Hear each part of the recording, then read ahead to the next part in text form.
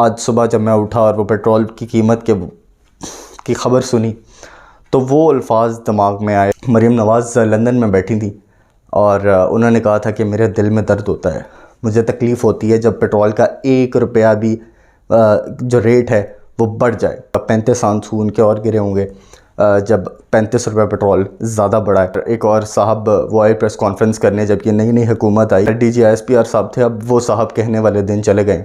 उन्होंने कहा कि इमरान ख़ान के ऊपर ये बात थोपने का इंतज़ार हो रहा है कि कब ये तहरीक इंसाफ के कारकुनान कोई ऐसा अमल करें जिसके बाद मुल्क टूटे और उसका इल्ज़ाम फिर इमरान ख़ान के सर पर डाला जाए।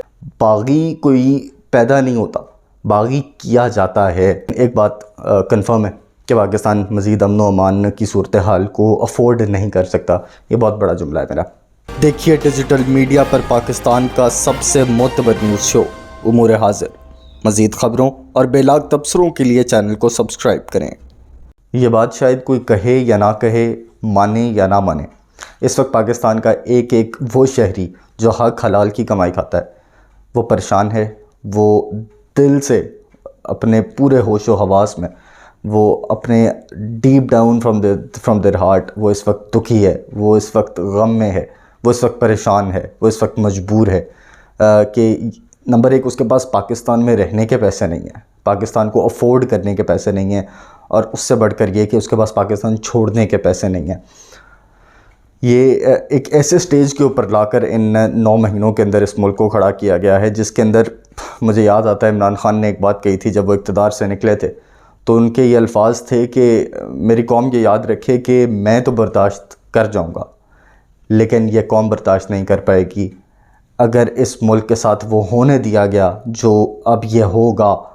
तो वो आज सुबह जब मैं उठा और वो पेट्रोल की कीमत की ख़बर सुनी तो वो अल्फाज दिमाग में आए, और वो जब दिमाग में आए तो मैंने कहा वाकई वो शख्स उस वक्त ठीक कह रहा था। शायद हम लोगों को भी समझ नहीं आई थी कि हालात इस हद तक ख़राब हो जाएंगे कि बाकी जान के लाले पड़ना जिसको हम सुनते थे, जान के लाले पड़ गए।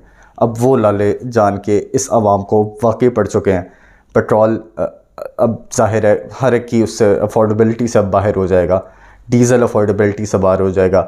ना सिर्फ ये बल्कि जो ज़रूरियात हैं, आम जो खाने पीने की अशिया हैं, रहने की अशिया हैं, वो अब जिस किस्म की उनके अंदर अब महंगाई होने जा रही है, मेरा नहीं ख्याल कि कोई भी एक सफ़ेद पोश आदमी इज़्ज़त के साथ अब ज़िंदगी गुजारने के काबिल रहेगा। ख़ास तौर पे अब जो डॉलर की प्राइसेस 260 रुपये से ऊपर तजावज़ कर गई हैं, उसके बाद जो उसका असर पड़ेगा पाकिस्तानी रुपए के ऊपर और उसके बाद जो महंगाई होगी वो अब बिल्कुल समझ से बाहर है कि अब सर्वाइवल कैसे होगा।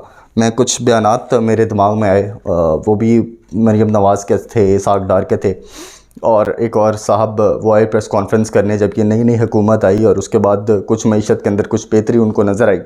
तो खैर DGISPR साहब थे, अब वो साहब कहने वाले दिन चले गए।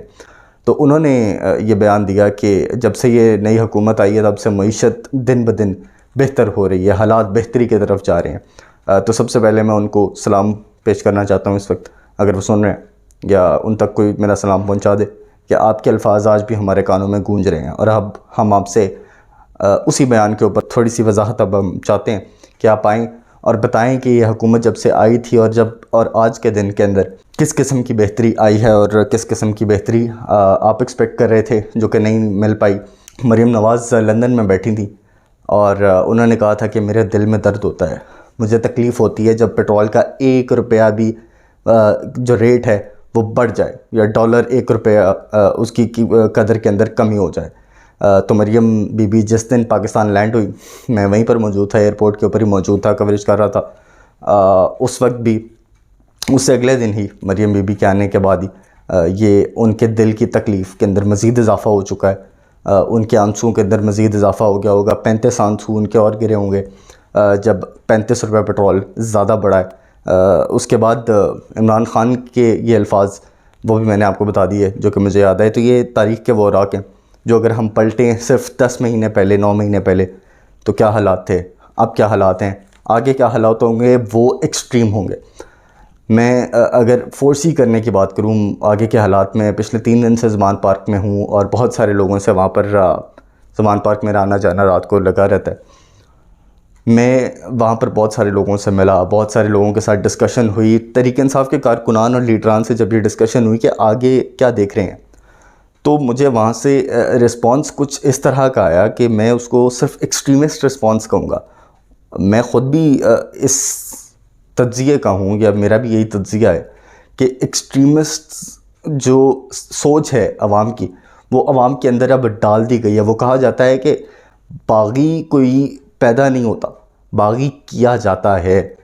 तो अब वो बगावत का जो एलिमेंट है, जो फवाद चौधरी के ऊपर आप बगावत का केस कर रहे हैं, वो अब आपको एक एक सेक्शन ऑफ सोसाइटी के अंदर आपको वो नज़र आएगा बगावत का एलिमेंट। मुझे नहीं पता कि इसकी मियाद कितनी लंबी होगी, या ये कब जाकर आपको प्रैक्टिकली नज़र आना शुरू होगा।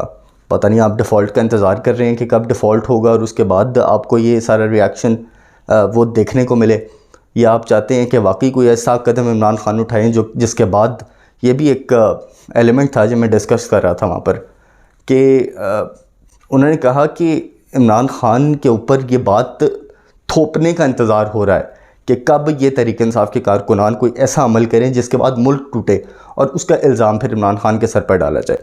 तो मेरा ख़्याल है कि इस वक्त अगर कोई इंसान बर्दाश्त करके बैठा है और अपने कारकुनान को रोक कर बैठा है, तो वाकई वो इमरान खान है। और कि अगर मामलात मज़ीद ख़राबी की तरफ जाएंगे तो उसका ज़िम्मेदार इमरान खान को ठहराने की पूरी साजिश हो रही है।